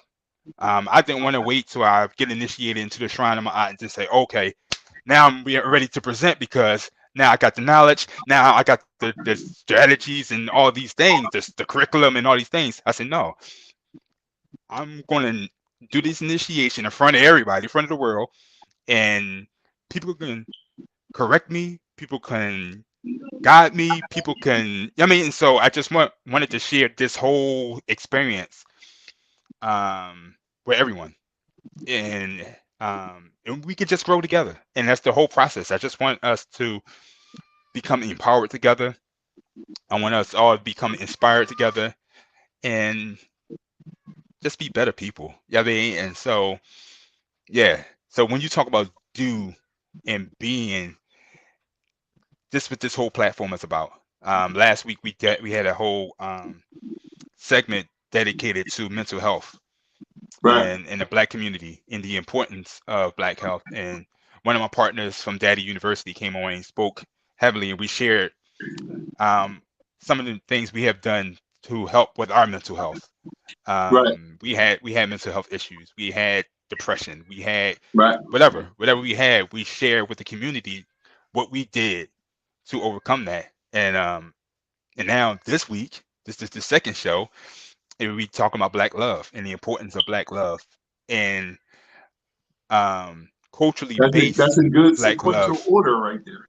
Yeah, and so I'm just really grateful, and I want to talk about, and this is the last part, because I want to be respectful of your time, and my children are calling in the background, daddy. So that's my cue to let me know that's the cue. The show should be coming. Yep, coming to an end. Today's February 14th, and you have principles and values on the on the same day. So the value is flexibility. The symbol was the bamboo plant, if I'm not mistaken. Is that correct? And then you had the unified purpose. Now I'm not familiar. Like, what's the symbol with that? And kind of elaborate on why these two virtues and purpose is chosen for this day. Well, you know, you have like some of us, you just proved to me, and you dated that you've been around Akoma Day for longer than 6 years, because Akoma Day has been evolving since Nwasha and I first re-erected the holiday from 1997 to 2001. But in the first incarnation of me and Nwasha together, we had the first incarnation, Akoma Day, was one day in 1997, and it stayed that way for 3 years until I met Nwasha. And then we evolved it into what it is today, the 7-day holiday. But then the 7 virtues and the 7 principles came along, and then the 7 symbols kind of came along. Well, when you said the bamboo, that reminds me that we used to have the symbols on the altar reflect the virtues, and the first virtue is flexibility. But over the last maybe like 10 years, the symbols on the altar represent the principles now, and not the virtues, because Nwasha was the person who helped me see the virtue is an individualized thing. It's like a moral or a belief, but the principle is a behavior that you can't do by yourself. And so it's a unified. So all the principles are prefixed with the word unified. So now the principles of the Akoma Day altar, Mufana wa Akoma, is the foundational black surface or sheet. That's the unified purpose, right? Then we have the Akoma representing labor, unified labor, because love is service. Then we have, when we do labor, we transform. So we have unified transformation, which is the Kepepio wa Akoma, which is the African butterfly, because it is transforming from one thing to another, from the caterpillar to the butterfly. And then once we have transformation, we get fruit, the Mazeo wa Akoma, which is the children and the bounty of our work, our purpose, our labor, our transformation. Now we have fruit. Then we go to unified mind, the feather, the Akoma wa Ubele, which is the feather representing Ma'at, the 7 virtues, 10 principles, and 42 laws of Ma'at, right? Then we have unified body, which is the Mushima wa Akoma, which is the candle colors and holder that holds the collective body of us together. And then finally, for unified soul or spirit, if we talk in plural, we have the Kombe wa Akoma, which is the libation cup, because that is how we commune with the spirit world, by pouring libation, right? But in the earlier incarnation, even now, like, we don't have the virtues in the book anymore symbolically, but they're still we there. do believe in symbolic language. Yeah. So whenever you're setting up an altar, if you're saying, you know, what could I have that represents flexibility? That's extremely important, because it's quick for us, especially as original people, to absorb language through symbolism. Right. When we are reading English or French or, you know, Portuguese or any other kind of language, we're coding and decoding for phrases most of the time. There's also extra words and extra letters that don't have a symbol to it until we finish the phrase or finish the sentence. For us with symbolic language, it's great to walk past bamboo or a feather, or we used to have the Merkut, a pyramid. Right. So sometimes walking past something and seeing the symbol we told people with a lot of flexibility what we were doing in the original book of Akoma Day. And we also said you have to start where you are with an altar. So whatever you have that represents these things, you should put it on your altar, because it's not empty gesture or something that you're not necessarily connected to. Right. It's really about, you need to have flexibility as a person, but you do have to exercise it as a couple, because this is really where it comes in. You can say you're flexible until somebody else comes and presents something, and then you realize I'm kind of rigid in this area. Right. And this is, again, like whatever you've tested and whatever you've come to as yourself, you can only really know that and stand on that when you actually put it out there. Like you were even saying, calling for community is extremely important. To say, someone please correct me, someone please, guide me, someone please, follow me, because that's freeing for other people, but it's also actually reminding people who are watching that they're part of the community. So we did the same thing with Akoma Day, saying, hey, this is what we're doing, but we've seen people, the way people have interpreted the virtues and the principles and what they do, even in doing the exact exercises that we have laid out.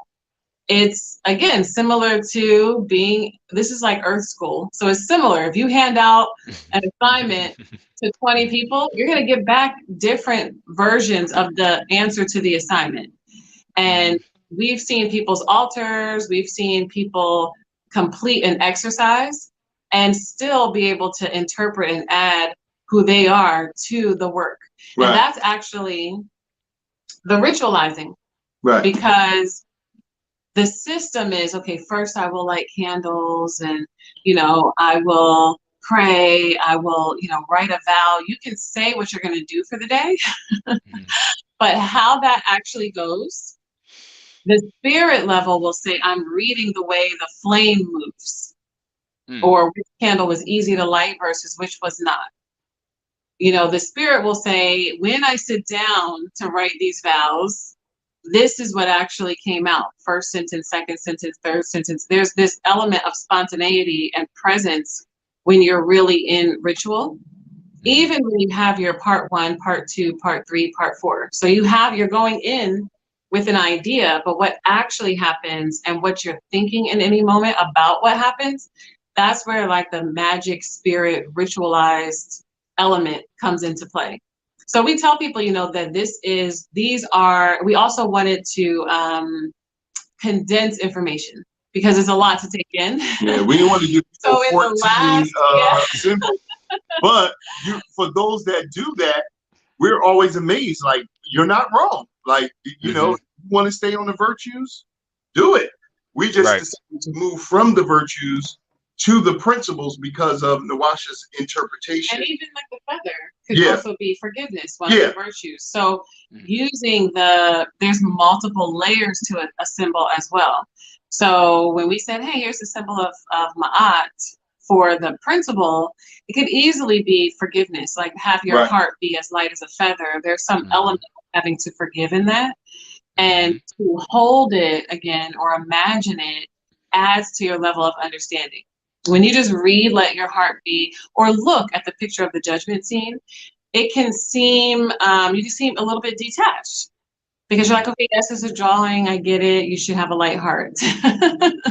But when you actually hold a feather in your hand and say, does my heart feel this light? And there's a lot of weight just in understanding what the heart is. By itself. And that's it. That's an ostrich feather. That's an African ostrich feather. That's extremely light. Not those those pigeons from the hood that eat chicken. Not them. Not them. You put that feather in your hand and you feel like a rock. Yeah, you ain't lying. Yeah. But I think it's open. Go with symbols that speak to you. Even when we list them, there's some room for what is an altar to you. An elevated space, people have as soon as you say altar, I know exactly where I would put it, or I know a stool I would use, a table I would use, or I'm going to go on the search for one.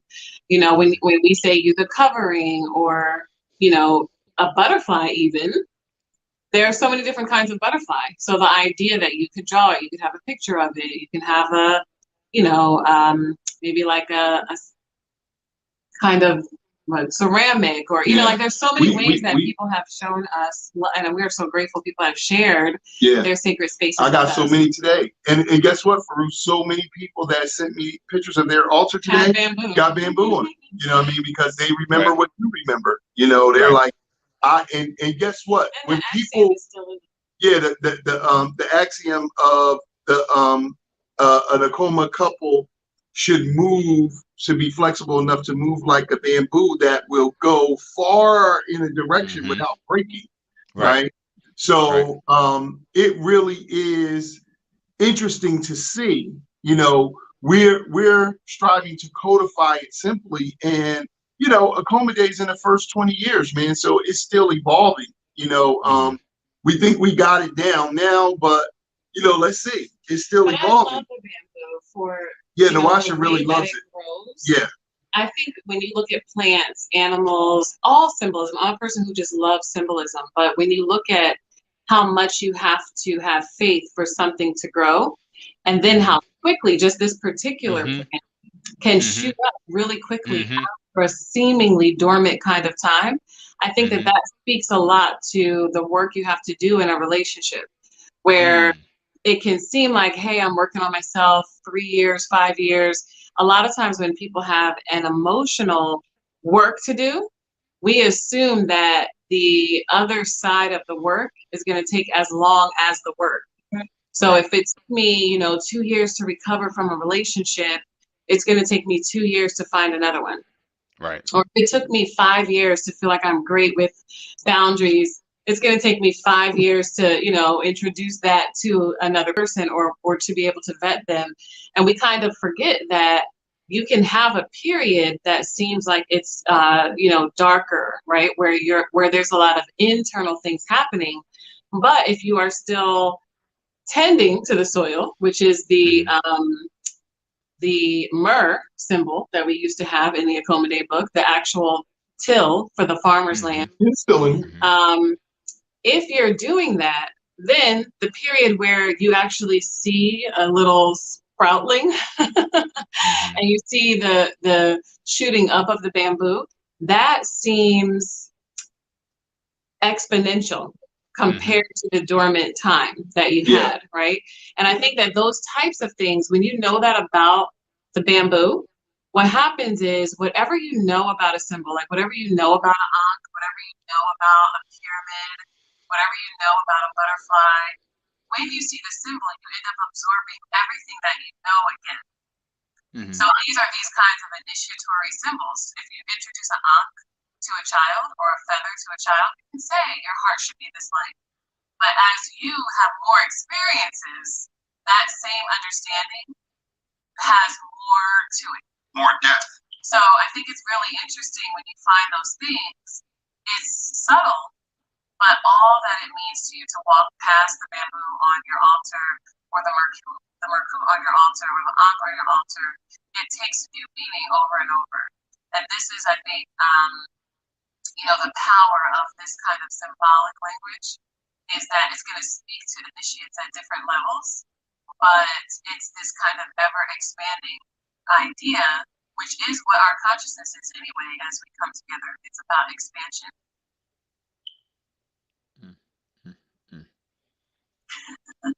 So everyone go get me some bamboo. I see a lot of people got ankhs on their altar, and that's beautiful. Ankh is perpetual life, and we reference it in the Montsho, yes. your audio is distorted somehow. Is it? Have you? Yeah. Okay. Let me see what's going on. Stand by. Yeah, I want to make sure that everybody get the information the way I'm getting it, because I'm soaking it up. I got like a page full of notes, like. Hey, And, just taking notes ups your retention 80%. Yep, exactly, and that's Even if you never read them again. right. It's because you're actually doing. You're making a contract with the universe when you write it down. Right. So Yeah, so I'm extremely grateful for you two. This was epic. This was everything that I thought it would be. Um, and like I said, this is going to be a monthly segment. So we're going to talk about how we going to make that possible. Yes. What I need to do to make that possible. I already told the universe that BMa'at will be sponsoring the Love Lounge at least 3 times a year. That's Um, beautiful. so yeah, so every season we're gonna be doing a Love Lounge, and then of course, the winter season we'll be doing the Akoma Day, Black Love Akoma Day, if it's up to me. Because like I said, I wanted to merge the two entities that shaped me to be the man that I am today. And Both. that's so beautiful because we worked with Ayo Handy Kendi this year, the creator of Black Love Day and the founder of the African American Holiday Association. And Black Love Day was the national commemoration was yesterday, and it's the 29th year, I believe, for Black Love Day. And now, what we agreed to do this year. I'm like, Farugh has been doing that for like 6 years. But now I see it's a group in Arizona doing it. It's a group it's happening all around the country. It's some people in New York. It's some people in California doing it. It's a beautiful couple in Arkansas who are doing Black Love Week, Black Love / Akoma Day Week. So it's just divine order. Black Love Day is the 13th. If you celebrate that, you would be right into to it. Celebrate Akoma Day. It. And if you celebrate Akoma Day, you should celebrate Black Love Day. So it just is, it's divine. Right. So we definitely thank Ayo Handy Kendi. We shout her out in the book. We did not know about her when we created Akoma Day, and we did not know about Black Love Day. But about 6-7 years later, we found out about it. And as soon as we found out about it, we reached out to her. And I think between the two of us, we have all bases covered because she has the 5 tenets of Black love for the community, and we have the 7 principles of 7 virtues, principles, and symbols. That is representing 12, which is the completion of social interaction in African culture. So I think it's really, really divine. We have worked with her before. Her virtual celebration a couple of years ago we did, and I'm striving to get her onto ours this year. So it's just a beautiful thing. But I think you were the first person that I saw do that, and then Ayo Handy Kendi called me one day a few years later and said, "Hey, it's a group up in Newark doing the same thing. Look at their flyer." She sent me their flyer, and I told her, "Yeah, Brother Farugh been doing that for 3 years now." It's spreading around the country, and now this year we did it together. You know what I mean? So you were a forerunner in that. Good look.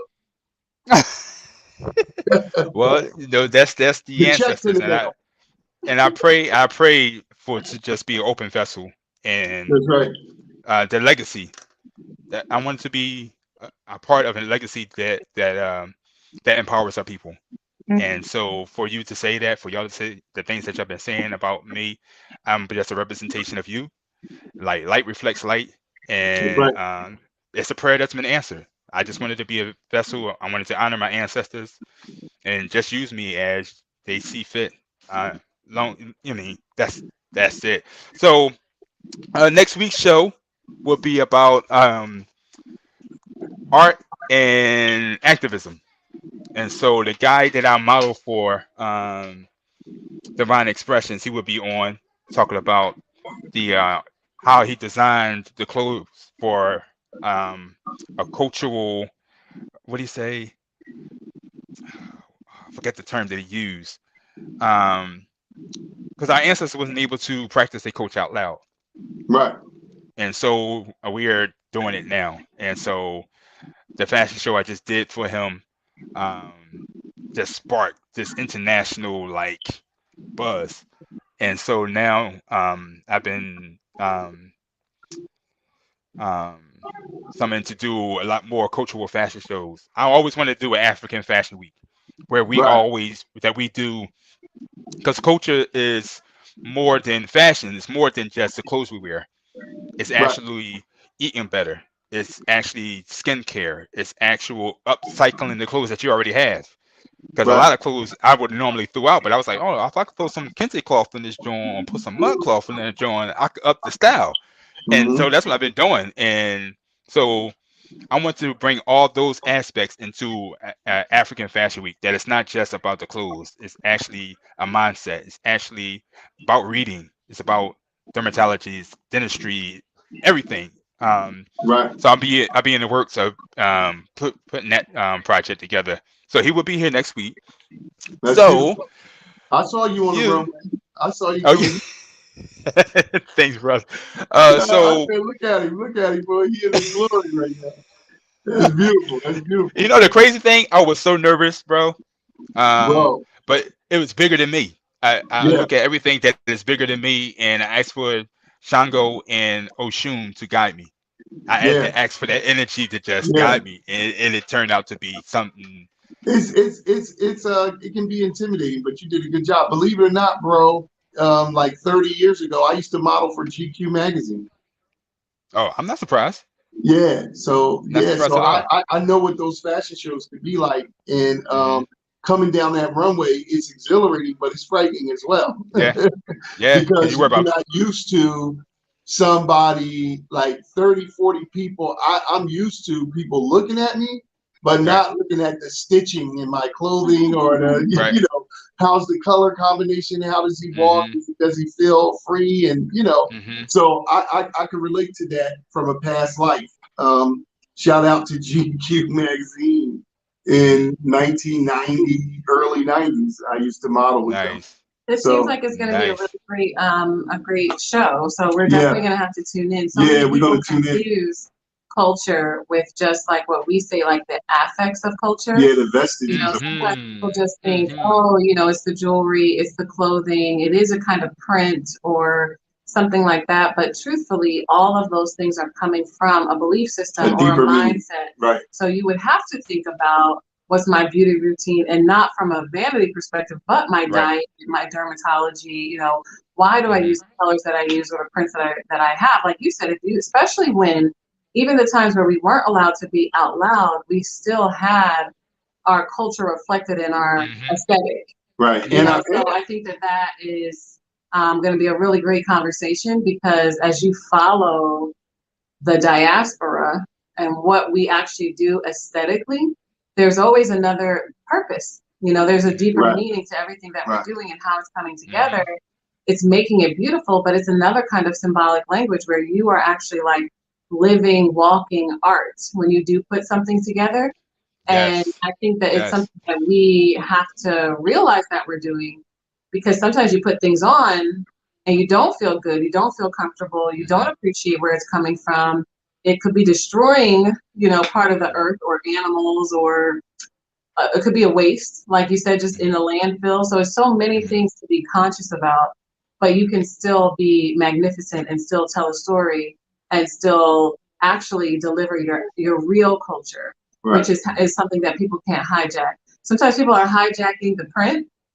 Right. There you go. They'll be like, I There got you this go. fabric, and somebody's hijacking it because they know that we want it. So now they're selling us the print that they think we want. But Hmm. the culture is really the mindset that would produce the print. And it's Absolutely. not just somebody trying to, commercialize a product. Yeah, you can't jack that even if you jack the people that hold the mindset. That's Because when it. we talk about the 11 areas of human interaction, when we say fashion, fashion is not just the art and science of clothing and textiles. It's the way you do things. That's the Hmm. fashion in which you do a thing. So, Hmm. we definitely in alignment with that. So we'll be tuning in. It sounds like a great conversation. I just lost my train of thought because it was just like we was talking about being intentional, Hmm. and that's my purpose. My purpose is to wear these cultural wares to create awareness, but be intentional at the same time. Right. Like, it's okay to wear kente cloth or a dashiki, whatever the case may be, outside of February. Like, it's Right. okay. Our culture, it should not be a subculture. Right. Right. And a lot of times okay, I'm gonna wear this just for an African event, Right. or I'm gonna save this for Black History Month, or I'm gonna Right. say, you know what I mean? It's like no, Right. it's what we do every day, and I just Right. wanted to um, um, be the spark to let them know that it's okay. Right. That it's okay. Absolutely. So any projects, upcoming works that you want to speak on? Yeah, we want to speak on a thing with you this weekend. Yeah, we'll see you in person. Yes. BMa'at, I and One Art are sponsoring an Akoma Day, the 21st annual Akoma Day celebration in Philadelphia, headed and led by BMa'at's own Farugh Ma'at, who will be the chief hoster and initiator to those who want to come out and join us. I guess we'll put the information out there. I'm sure you've been circulating it. But it is this Sunday, the final day of Akoma Day, which is what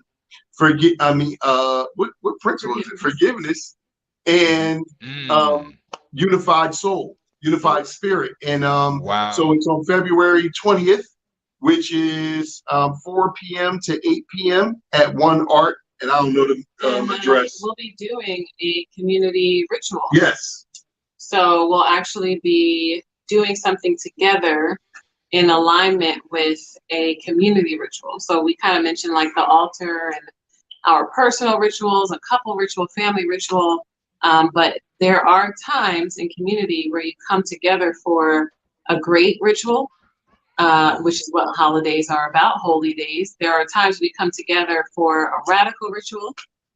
So this is something that we're going to do in the name of forgiveness and unifying. We're going to do something together. So if there's an opportunity for you to, if you're anywhere near, you should make it out on Sunday to be with us in person. Yes. Come get an Akoma Day hug. I got mad hugs.